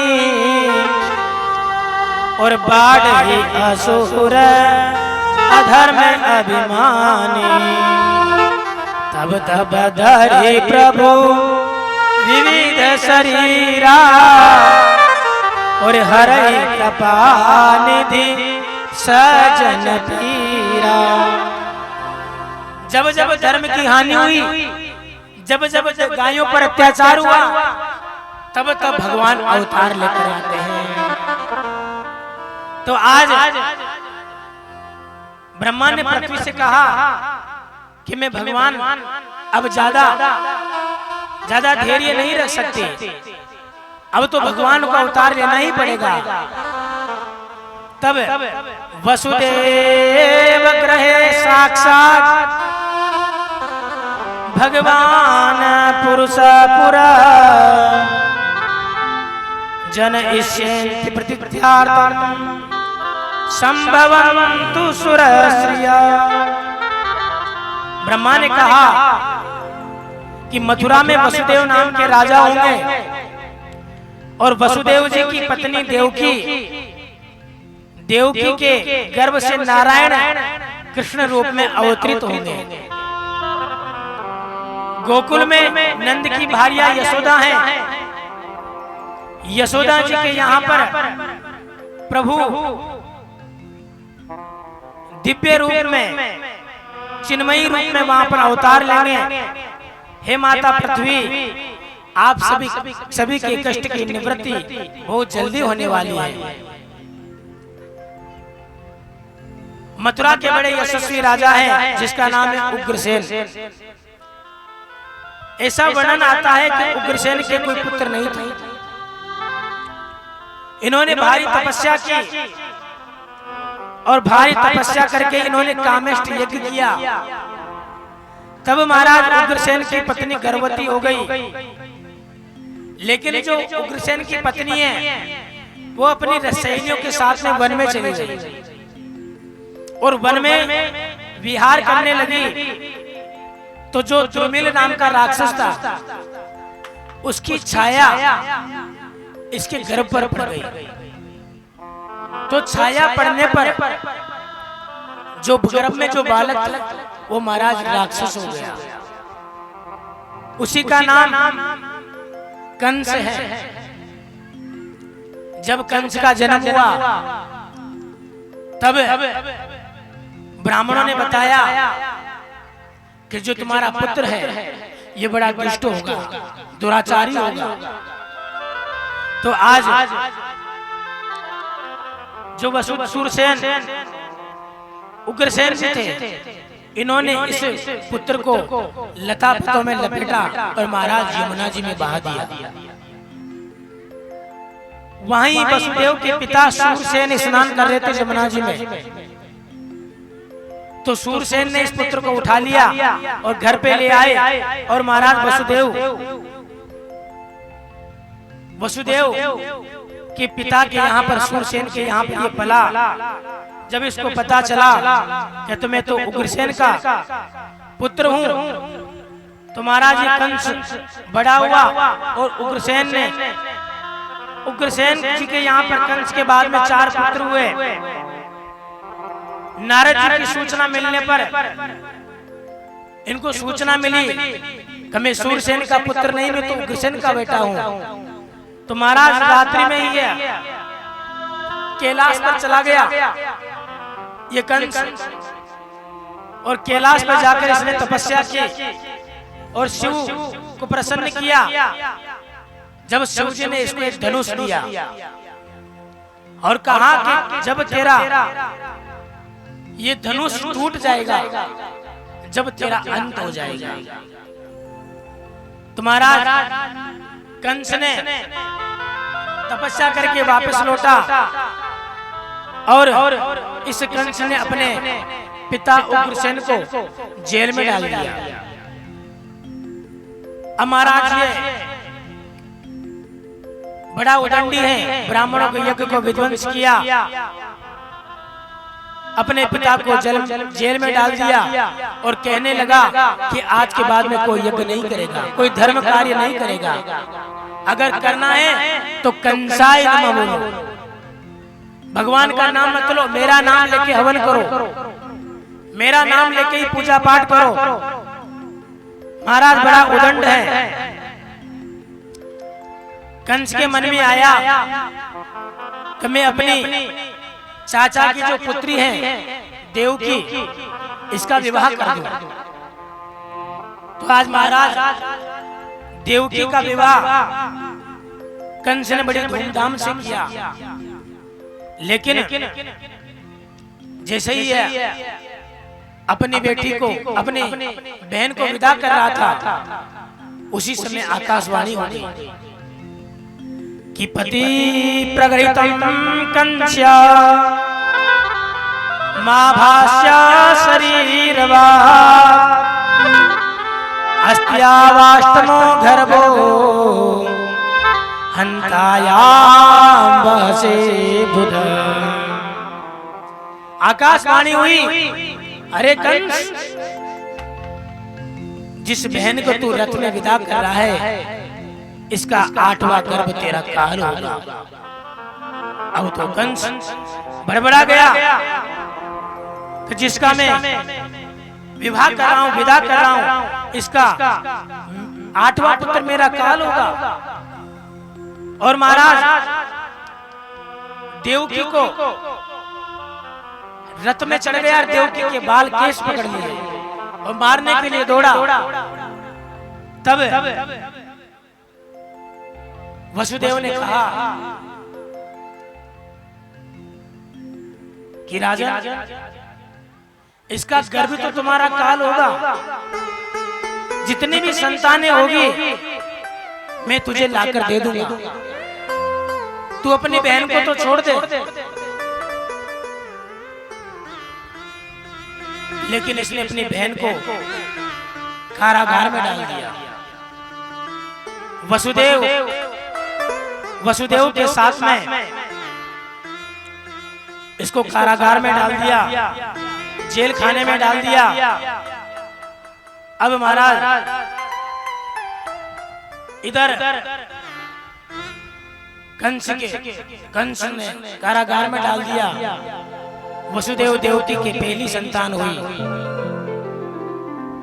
और जैसे ही पहली संतान हुई तो कंस ने सोचा कि इसकी 8वीं संतान मेरा काल होगी, मैं पहली संतान को क्यों मारूं। उसी समय महाराज नारद जी महाराज आ गए और नारद जी महाराज ने कहा, एक फूल उठाया, पुष्प उठाया और उसको कंस को बोला कि महाराज इसमें पहली कौन सी, 8वीं कौन सी गिन के बताओ। अब वो इधर से गिरे तो बीच में 8 आ जाए, इधर से गिरे तो पहले 8 आ जाए। तो कंस समझ गया कि ये पहली भी 8वीं हो सकती है और 8वीं पहली हो सकती है। तो महाराज इसने एक एक करके और महाराज देवकी के 6 पुत्रों को मार डाला। 6 पुत्रों को मार डाला। 7वां पुत्र जो गोकुल में रोहिणी मैया है, बलराम जी, इनके गर्भ में आए, लेकिन संकट रूप से वो माता रोहिणी के गर्भ में चले गए। अब तो हाहाकार मच गया महाराज, 7वीं संतान तो गर्भ में नष्ट हो गई है। अब 8वीं संतान का नंबर आया, जब 8वीं संतान का नंबर आया तो देवता लोग आकाश में खड़े हो गए। आकाश में खड़े होकर सभी लोग हाथ जोड़कर भगवान का ध्यान कर रहे हैं कि 8वें संतान के रूप में तो मेरा गोविंद आने वाला है, कन्हैया आने वाला है। और जैसे ही 8वीं संतान प्रकट हुई तो महाराज दुंदुभियां बजने लगी। जेल के अंदर 8वीं संतान बाल कृष्ण भगवान के रूप में प्रकट हुई। बोले बाल कृष्ण भगवान की। देवताओं ने प्रार्थना की, सत्यव्रत सत्य परम त्रिसत्य सत्तास्य योनि निहितिं च सत्य सत्य सत्य व्रतस्य नेत्र सत्यात्मकं त्वां शरणं प्रपन्नम् सत्यात्मकं त्वां शरणं प्रपन्नम्। भगवान देवताओं ने सत्य सत्य कहकर इनकी वंदना की। उधर महाराज भगवान प्रकट हुए, लेकिन अपनी माता से कहने लगे देवकी से कि मैया, जो तुम्हारा मित्र है नंद बाबा यशोदा, जो गोकुल में है, यशोदा ने एक पुत्री को जन्म दिया है और तुम मुझे यहाँ से ले जा करके मुझे आप गोकुल में छोड़ाओ। तो वसुदेव ने कहा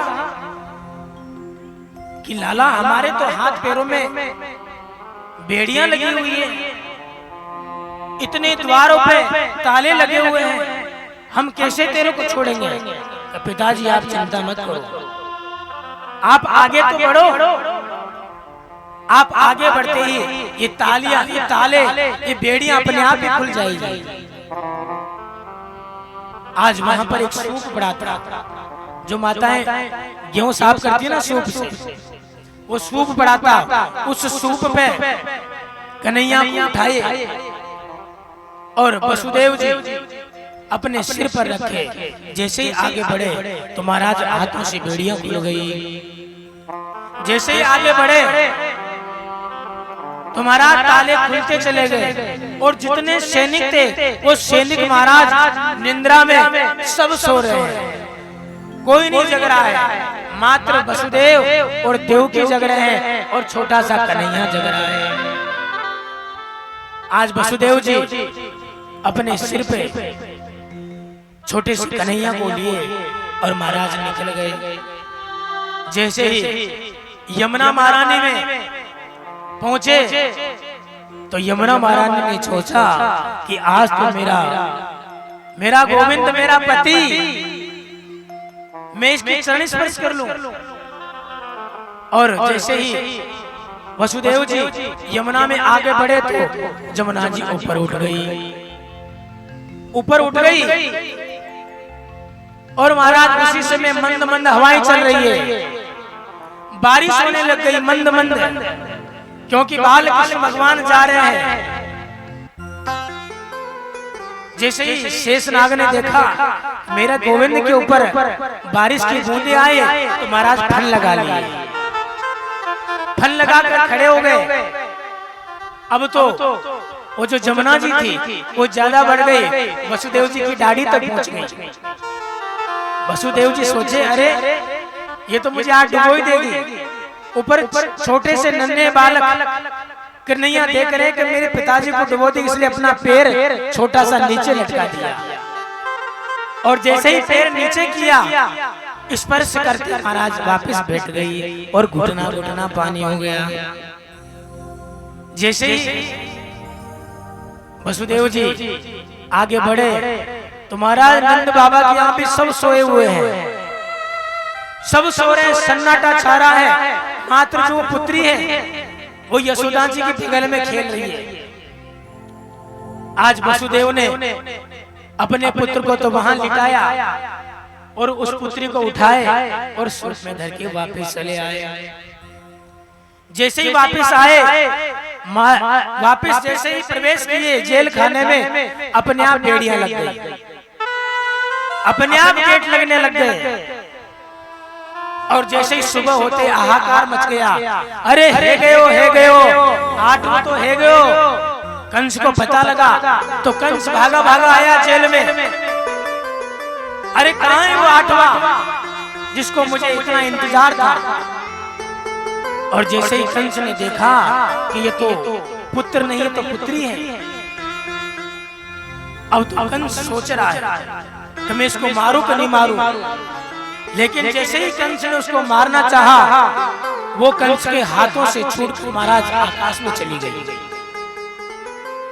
आकाश में जाकर और कहने लगी, आकाशवाणी कहने लगी कि तुझे मारने वाला तो ब्रज में जन्म ले चुका है, पैदा हो चुका है, तू मुझे क्या मारेगा।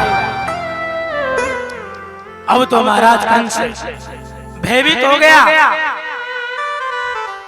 जो पुत्री थी महाराज वो अंतर ध्यान हो गई और वही देवी विंध्यवासिनी के नाम से प्रसिद्ध हुई। बोलो विंध्यवासिनी मैया की। अब इधर आइए गोकुल में। गोकुल में नंद बाबा के यहाँ पर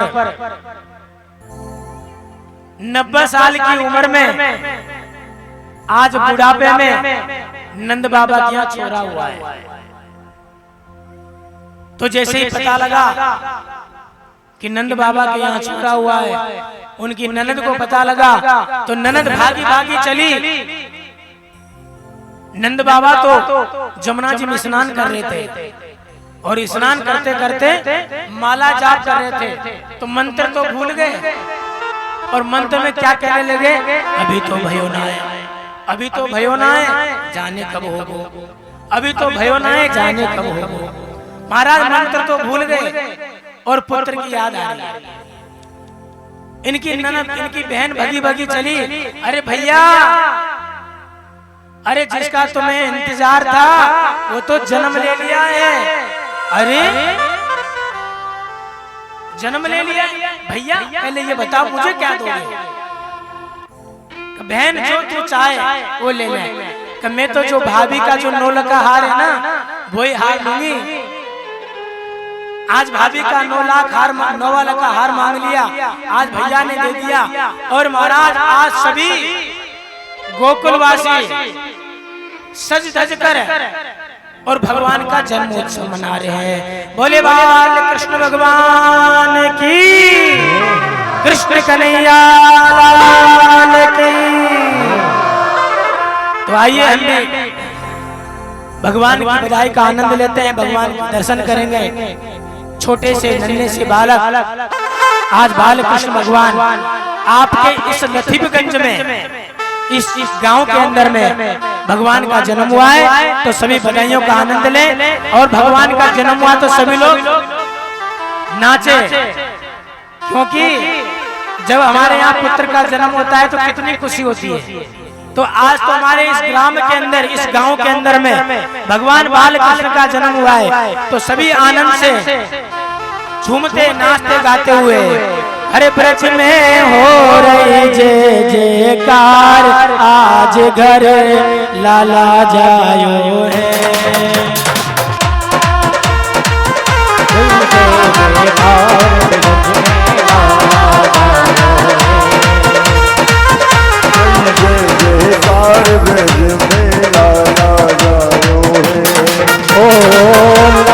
जायो है ब्रज में, लाला जायो है, लाला जायो है ब्रज में, लाला जायो है।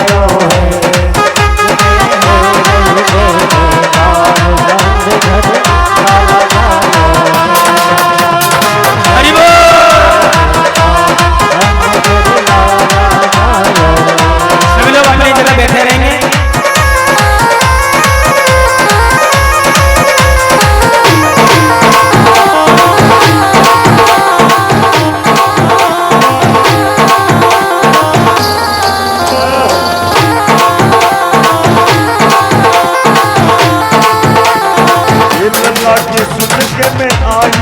यशोदा मैया ने दो बधाई।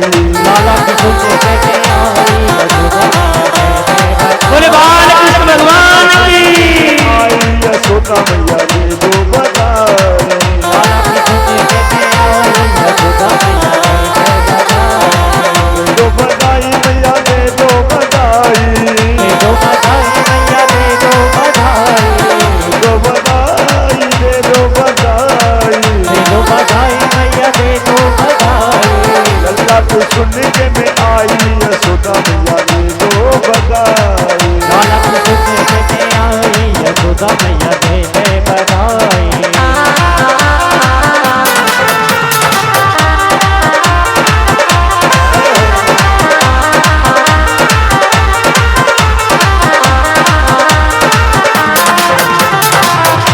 बोलूंगी मैया विद्या भी लूंगी। लूंगी मैया विद्या भी लूंगी विद्या भी लूंगी। मैया विद्या भी रेशम की लूंगी न जाए यशोदा मैया सुन के मैं आई। रेशम की लूंगी लगाई यशोदा मैया दे दे बधाई। लल्ला को सुन के बधाई यशोदा मैया ने दो बधाई। लाला की सुनते कहते आई यशोदा मैया दे दे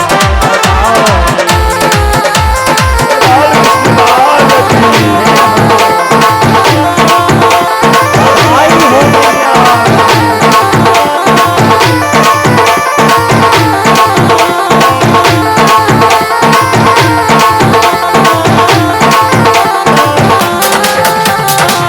साड़ी भी लूंगी मैया लहंगा भी लूंगी। साड़ी भी लूंगी मैया लहंगा भी लूंगी। साड़ी भी लूंगी लहंगा भी लूंगी। साड़ी भी लूंगी लहंगा भी लूंगी। धोती भी लूंगी मैया कुर्ता भी लूंगी। धोती भी लूंगी मैया कुर्ता भी लूंगी।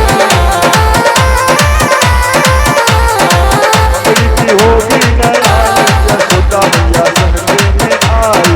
मधु की होगी चढ़ाई यशोदा मैया दे दो बधाई। लल्ला की दे दो बधाई यशोदा मैया सुन के मैं आई।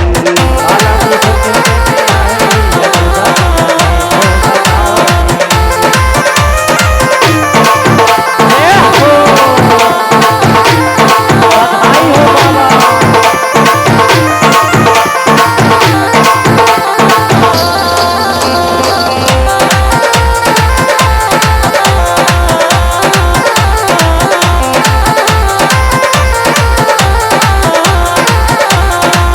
दे दो बधाई दे दो बधाई। दे दो बधाई मैया दे दो बधाई। दे दो बधाई मैया दे दो बधाई।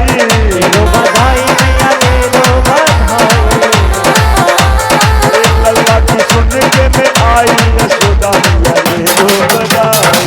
लाला की सुनते कहते आई यशोदा मैया दे दो बधाई।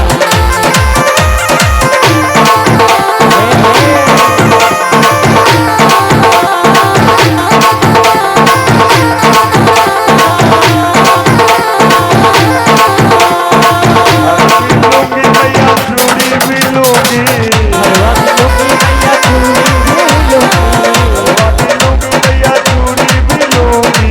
हलवा की लूंगी मैया चूड़ी भी लूंगी। लल्ला की होगी चढ़ाई यशोदा मैया दे दो बधाई।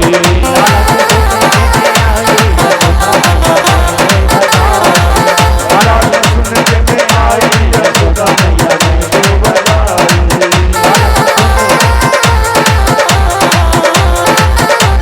यशोदा मैया ने दो बधाई। दो बधाई मैया ने दो बधाई। बोले बाल कृष्ण भगवान की। कृष्ण कन्हैया लाल की। बाके बिहारी लाल की। अब सभी भक्त एक एक करके भगवान का पूजन करेंगे और भगवान का पूजन चलता रहेगा। आप लोग भगवान के जन्म में सभी लोग नाचेंगे, झूमेंगे, गाएंगे और बधाइयां बटेगी। एक एक करके पूजन करते रहें और दिव्य भगवान का आनंद लेते रहें। जय श्री राधे।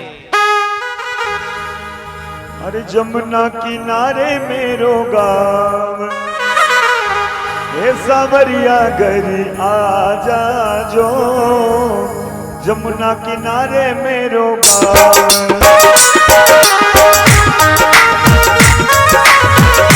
पूजन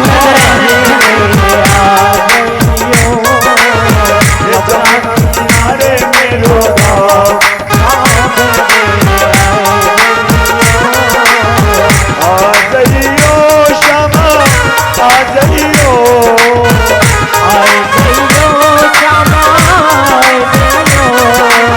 हे जमुना किनारे मेरो गाँव, जमुना किनारे मेरो गाँव, सावरिया घर आई जाइयो, जमुना किनारे मेरो गाँव, सावरिया आई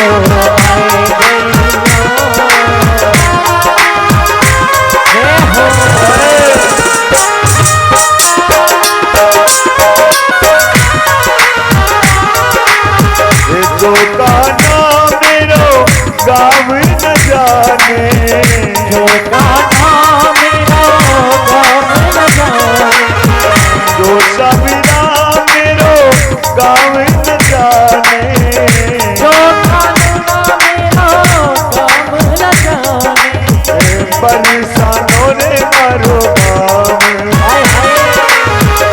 परेशानों रे मारो गाँव, सावरिया करे आजा जो, जमुना किनारे मेरो गाँव, सावरिया घरे आ गइयो।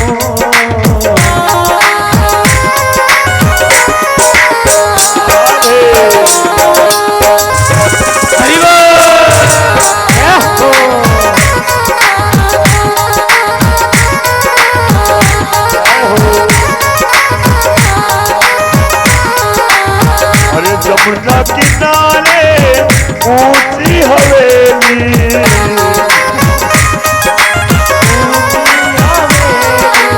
ओ जमुना किनारे ऊंची हवेली,